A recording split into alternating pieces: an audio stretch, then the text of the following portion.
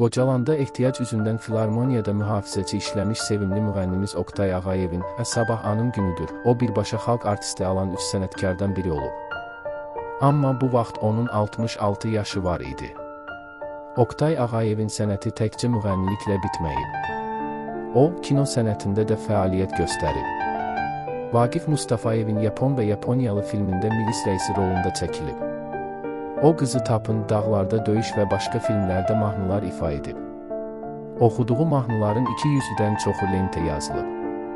Həyat yoldaşı Nadejda xanımla münasibətləri isə Tacikistandan başlanır. Nadejda xanım hər dəfə Oktayın konsertlərinə gəlsə də evlənmək təklifinə yox dediyindən Oktay onu dostları ilə birlikdə qatarla qaçırır. Sonralar onların bir oğlu dünyaya gəlir. Oktay Ağayev Rəşidin şərəfinə oğlunun adını Rəşid qoymuşdu. Lakin təəssüf ki, oğlu Rəşidin qaraciyəri xəstə idi və 44 yaşında atasından bir il öncə vəfat edir. Ürək-damar xəstəliyindən əziyyət çəkən xalq artisti Oktay Ağayev 2006-cı ilin noyabrında vəfat edib.